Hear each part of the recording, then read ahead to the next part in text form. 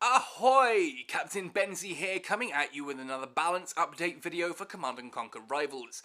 As you can see, Redwood Studios have sent me the patch notes, so I'm going to go over these and cover these with my thoughts. Now, as per usual, this isn't going to be a particularly flashy graphical video, so put the kettle on, grab a cup of tea, sit down and just listen to my thoughts, and then let me know in the comments section afterwards what your thoughts are regarding these changes. Before we go too far into this, I do need to just apologise. I did make 3 rather large errors in the last patch note video. I mentioned that Scorpions and Predators now trade. They don't. I was looking at a level difference when I'd done that in testing. Same with the Scavengers, sorry not Scavengers, with the Shatterers moving into Marauders. I mentioned that Marauders just lost to Shatterers. They don't. Defending Marauders beat a Shatterer quite comfortably. And finally I mentioned that Scarabs would now one-shot Infernos. They don't. They've been one-shotting Infernos for quite a while. In Borkers, sorry, not Infernos, Borkers. I do try and make this as accurate as possible. I do test everything when I have chance to get it onto a debug build and have a look.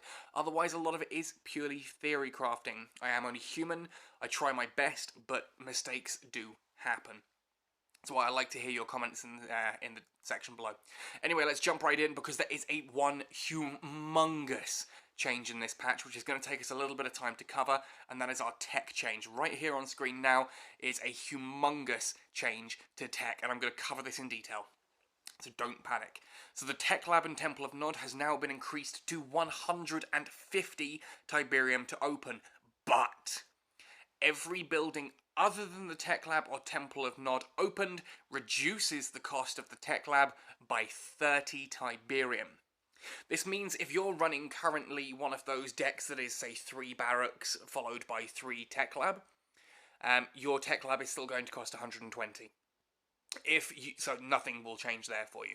If you're running one of those decks that, say, is 2 units in the barracks, 2 units in the war factory, and then 2 units in the tech lab, perhaps, say, Titans and Zone Troopers, or Wolverines and Zone Troopers, or something like that, that means the tech lab is now going to come out sooner, because you'll open up your barracks and reduce the cost for your tech lab from 150 down to 120, which is what it was before. Then when you open the war factory, the tech lab will now decrease from 120 down to 90. Yes, that is a big change for tech. This has been on the debug for a little bit of time. I have had chance to playtest this and have a little look at it and see how I feel about it, and genuinely, I'm in 2 minds on this one. On one hand, it doesn't affect, like, the 3-3 tech decks that you see around Platinum and Diamond, so if you're down there and running a 3-3 tech deck, don't worry about it. It's not going to change anything. For those of you who are running like a 2 or 3 building deck, tech splashes now become a little bit better. Now, I know the initial knee-jerk reaction I had on this was, holy heck, you can just sit there and go, like, I'm going to open up the barracks, and then I'm going to open War Factory, and then I'm going to open up the helipad, and suddenly my tech lab is going to be super cheap at only 60 Tiberium. Yes, true. But remember, when you open a building, you pay that building's cost to reduce it by 30. So the barracks costs 30 to open, and reduces your tech lab by 30. The war factory costs 40, so you're actually not saving anything. If you push into a barracks, the tech lab doesn't suddenly become cheaper. So if you push into a war factory purely to get a cheaper tech lab, you're not going to. You're actually spending 10 Tiberium more, same as if you have a helipad. If you have a helipad, you are spending 50 to open it, but you do reduce the cost of the Temple of Nod by 30, so you're kind of losing 20 Tiberium over just opening the tech lab. This just means that for those of us who are running, say, a 3-3 deck, so for me running my 3-3 GDI deck, it's now easier for me to swap one of those units and go to 3-2-1 or 2-3-1. If you're one of those weirdos running a 3-building deck, you could theoretically swap into one of those into tech. This does... There is one build going around at the moment I know that has, like, Borkers and Mammoths. And it starts with, like, 2 units in the barracks, then 2 units in the war factory, and then it goes Borker and Mammoth tanks.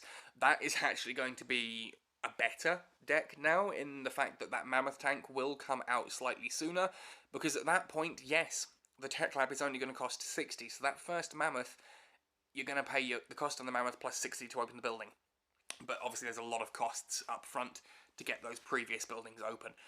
As I said, I'm in two minds about this. To me, the most exciting thing is that in higher leagues like Tiberium, now tech splashing has become better. So kind of that basic boring aggro deck, the cookie cutter aggro decks, are gonna go the way of the dodo. There is just flat out, you're gonna want a tech splash now, because people are going to be getting tech out even faster than before. So whichever decks you're running, have a look and a think about what you might want to swap in. For example, if you're running the standard 2-2-2 aggro decks, you're going to want to swap one of those units out for something that's tech, and it should do really well. Anyway, let me know your thoughts on this. As I said, I have tested this on the debug build a little bit. Myself and Jade Zion have had a look at it. I'm actually quite excited about it. It doesn't change the lower leagues tech. It just makes tech more prominent in upper leagues. So everyone pretty much is going to have a tech unit or two in their decks these days. So you just need to be prepared for that. Be prepared for that and you'll be fine. In fairness, I don't know many people who absolutely adore running aggro. I think there's a lot of people who wish they could run more tech, but just can't in the upper leagues.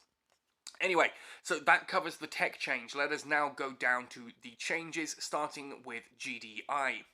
So GDI, the APC, is to address a bug that slipped under the radar where the APC was incapable of capturing hexes and body blocking as easily. So the hitbox has been adjusted to allow APC to capture hexes.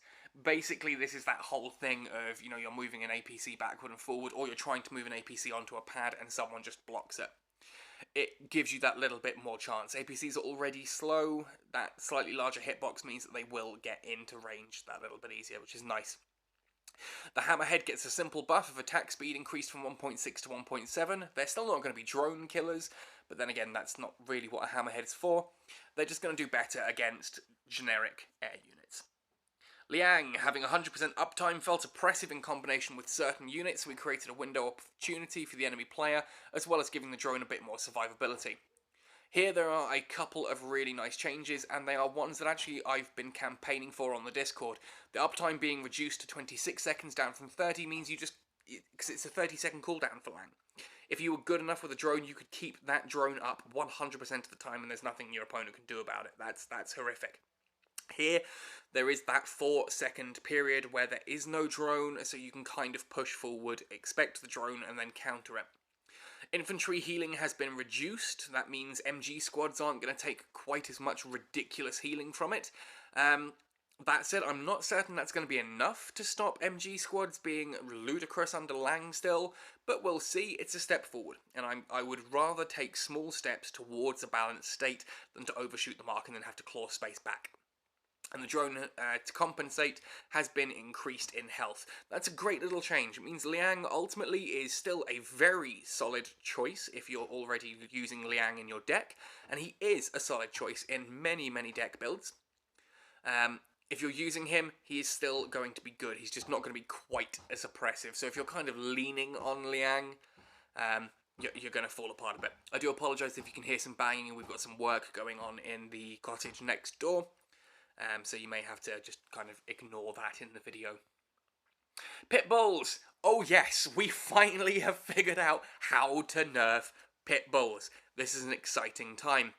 Ultimately, the two things here that have changed is the charge delay has increased from 0.75 to 1, and the attack lock-on timer has increased from 0.75 to 0. As it explains here, what this does is that attack lock-on is how long the unit needs to stay locked onto a target, indicated by the red beam, in order to fire its shot off. It just means that it takes a little time now from that charge delay, increased from 0.75 to 1, for that beam to appear. The beam appears slightly later than it used to, and the timer has increased, so you then need to keep that in range for longer. So it ultimately means the Pitbull is still going to be as good at stuff that it is hitting, and if you're parking a Pitbull next to something, it's still going to be hitting every bit as hard, it's moving just as quickly, but you can't just dance it in and out of the hexes anymore. That little trundle in, shoot, trundle back before you get hit. It just means they're a little bit easier to counter. To me, the Pitbull is the one unit that has been single-handedly controlling the meta for a long time now. That's a nice little buff, nice little nerf. It's very minor. It should be enough to make Pitbulls not just an auto-include anymore these days. They're going to be good if you want to be taking out war dogs and cyber wheels and bikes early, but they're not just going to wreck every air unit if you're good with micro. Wolverines was losing two-handedly to its hard counters compared to other tech units. Damage to vehicles has been increased. Damage to aircraft has been increased.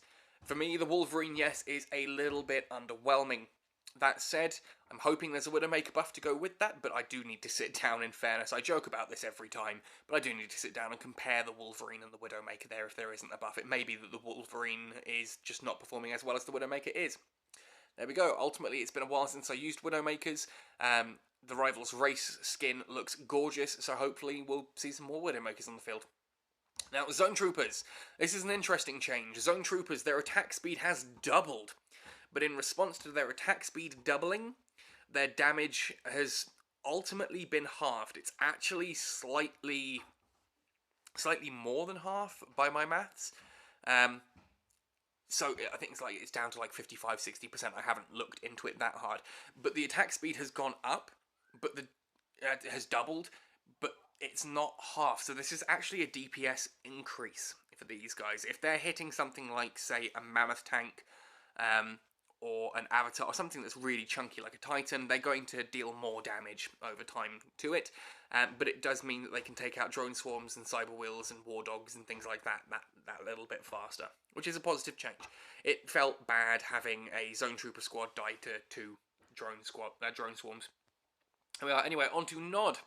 For Nod, the Centurion gets a similar buff. The attack damage to vehicles has been reduced by half, but the attack speed has been doubled. They've kept the DPS here the same, but they have reduced the damage to infantry to compensate. They've reduced the damage to infantry. The DPS to vehicles is the same, but it's going to be able to kill weaker stuff that little bit faster. This will help it deal with things like Predator tanks, or other slightly weaker units. It will still beat Titans and Rockworms, but it now has that buff to deal with other weaker units, which, awesome. I haven't seen Centurions on the field since they've been released, except maybe in 3-4 games, so anything that buffs them up and sees them a bit more in play, I'm all for. Confessors, huzzah! Damage to air increased to 45 from 40. Awesome, because, let's be fair, Confessors are supposed to take out air and infantry, and while they're taking out infantry well, air's been a bit more problematic for them, so this is a good adjustment. I like that. Cyborgs. Cyborgs get the same treatment as Zone Troopers. The attack speed has increased by 50%, not 50%, just under 50%, and damage has been reduced by a small amount to compensate. It's like, as I said, with Zone Troopers, you're just getting more shots off. That is actually a slight buff, I believe, to their damage overall, but they're going to be able to take out those swarm vehicles that little bit easier. Laser drones. Again, Yuki, I know you love, was it Hidora who loves his laser drones? I can't remember. Whoever it is in Discord who loves your laser drones, here is a beautiful little buff for you. Attack speed for the laser drones has increased. Their damage has significantly increased, but we've lost a little bit of the harvester rushing to deal with that. That's fine. That's fine. And they also now have 3 vision. Are they a good opening unit now? No. No, they're not. They're just really not, because missiles and laser squads are still going to shut you down hard. Because if they pull out a laser squad first of all, bye-bye laser drone. If they then have 2 missile squads on the field because they see your venom coming, bye-bye venom with very little damage to the laser squads. It's, no. Don't open laser drones unless you know you can do a rush. But in fairness, that rush has been nerfed, so just don't do it. Laser drones get a buff, but their opening gets nerfed. That's fine. I'm fine with that. That's great. That is going to make laser drones much better. Militants. Okay, so if you remember the last patch video, Riflemen got a buff so that level 10 Riflemen didn't just flat out lose to level 11 Riflemen. You know, if the level 10 Riflemen were defending, level 11 Riflemen were winning. They changed Riflemen to stop that happening. They forgot to change Militants. That meant that a level 11 Rifleman just now flat out beat level 11 Militants. Or at least they really, really, really struggled with the level difference. Whereas level 11 Rifleman would beat level 12 attacking Rifleman. Yeah, you get what I'm trying to say here. They buffed the GDI version, but forgot to buff the Nod version, which meant the Nod version very much suffered. It's fixed now. Now the Phantom, this is the change we've been teased about the Phantom for a while. I am again in two minds about this. I need to play with this a lot more to see if it actually does what it's supposed to. Damage to aircraft per missile has been drastically reduced, approximately 50%. Damage to structures per missile has been dropped by more than 50%, but the missile count has been doubled. So it's a nerf to structure damage for the Phantom, but it is a slight buff. I'm kind of looking at that now. Yeah, a slight buff to damage per missile and overall for against aircraft. This means that Phantoms now, they don't overkill as much. This is the same thing we saw with the Orca when the Orca had 2 missiles and that changed to 4. It means that an Orca that takes on a bike squad doesn't use all 4 missiles. It used to fire, it would fire 2 rockets and not kill a bike squad. It would massively overkill 2 bikes, but the 3rd bike would survive on full health. In this case, this means that laser drone swarms are now going to die to Phantoms.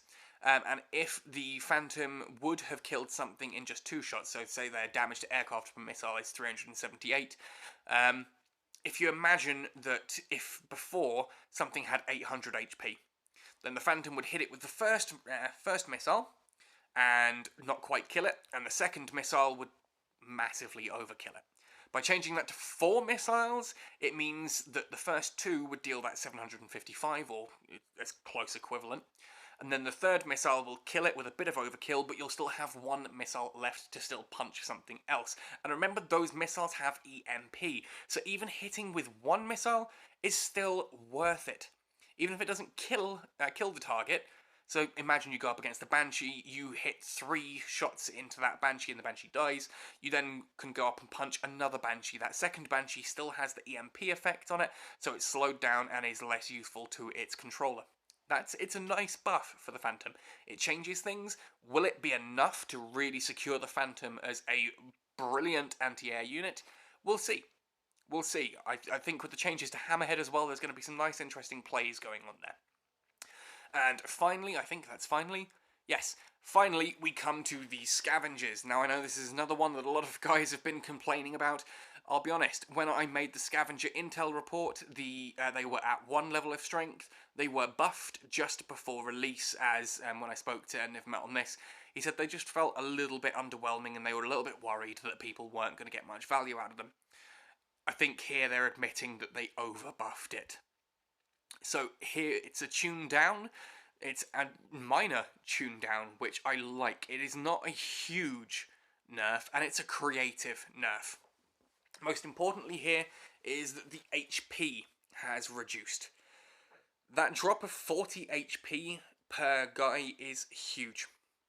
That means that snipers, drone squads, anything that is anti-infantry kills these guys faster. And if you can kill Scavengers faster, it means the person using them has to be a bit more protective of them. You have to think about using your Scavengers now. You have to actually keep them alive for a decent length of time in order to be making that income. If you just throw Scavengers on the field and try and forget about them, or don't really micro them all that well, they're going to die. They're not really going to make their money back. That's a good thing. This is increasing the skill ceiling on Scavengers. By making them more fragile, you make people have to work to keep them alive for longer. The attack speed has been reduced to 4 seconds, up from 3.45, which means they attack slightly slower.